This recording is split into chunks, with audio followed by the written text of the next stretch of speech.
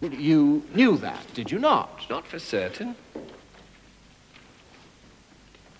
99%? I agree with that.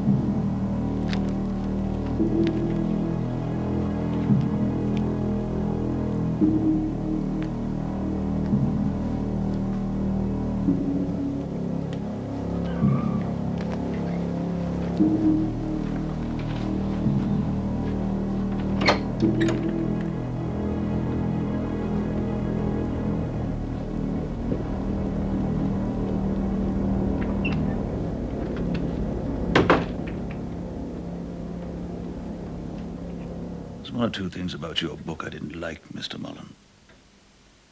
You mentioned my fiancée. There was no need to bring her into it.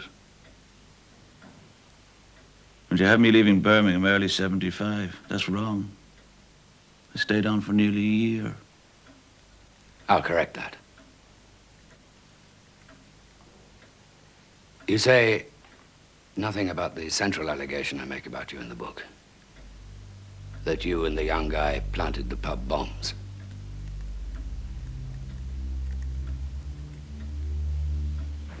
We could talk about it in the third person if it would help. Or if you want to deny it, I'll solemnly write down everything you say and publish it. But I would have to state, I don't believe you. The phones were checked at 4 o'clock. Collected the bombs at 7:30 from the adjutant's house, Bordsley Green, 23 Carlton Street. You walked into town, gave the young guy the gun. He bought the drinks at the tavern. You bought them at the mulberry bush. After the planting, the young guy went home. You walked down Digworth, rendezvoused with the maker. When he went to ring the warning, the phone was broken. Both of them. Finally got through just after 8. Minutes later, the first bomb exploded. 3 minutes later, the second one went off.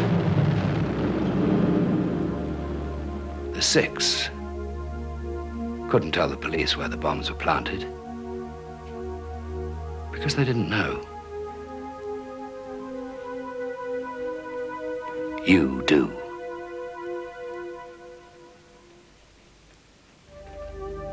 I challenge you to deny it was you. We have not overlooked the fact that the appellant's alleged statements did not in every respect tally with the scientific evidence as to where the bombs must have been planted. The fact that the admissions do not in all respects tally is perhaps a reason for doubting whether they were concocted by the police. All one can say of Mrs. Linus's evidence is that on one or other of the occasions when she gave evidence before this court, she committed perjury. Yeah, Sandra there, please. Her reasons for changing her mind were not acceptable. There was nothing in the remark, "Don't forget, we all have families," which constituted a threat. She demonstrated herself to be a witness who was not worthy of belief. Sandra, it's Ian. It's bad news, I'm sorry.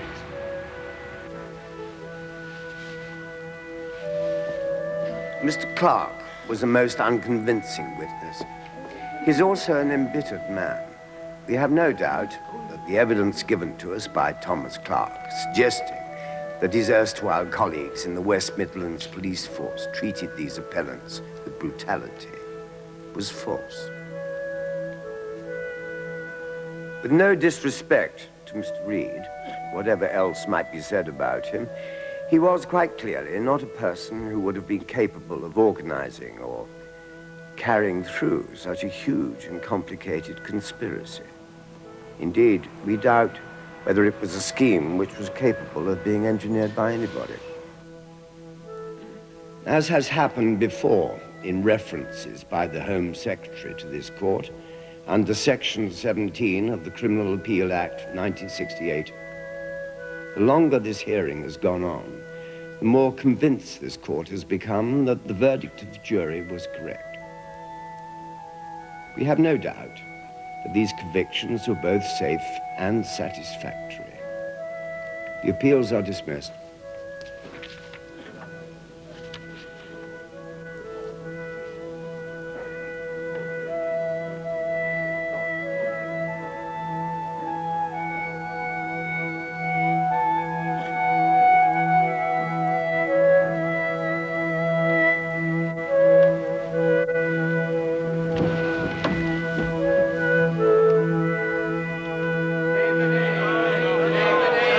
That it is better to have one or two people remain in jail rather than risk the credibility of the legal system by having to own up to a mistake. Give us the name. Rubbish. Rubbish.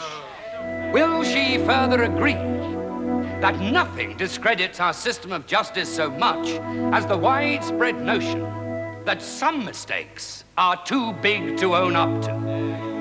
I understand the honourable member may be referring once again to the recent hearing by the Court of Appeal of the case of the Birmingham pub bombings. The Court of Appeal fully examined the defence case and decided that the convictions were sound. The judgment, of course, is fully available to those who wish to read it in detail.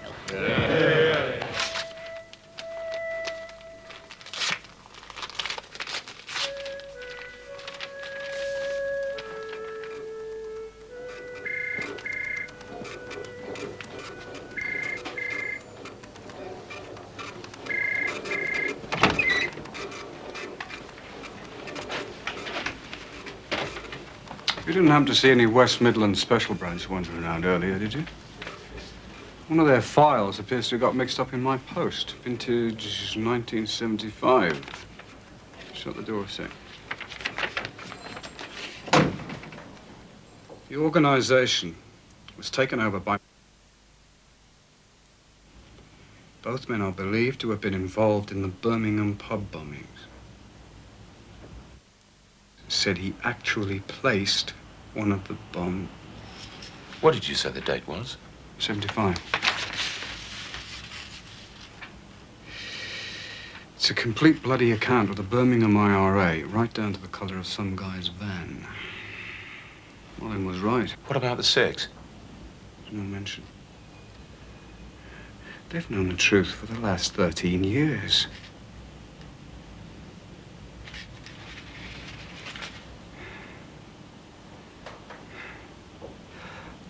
I think it's time we chased up a few bombers.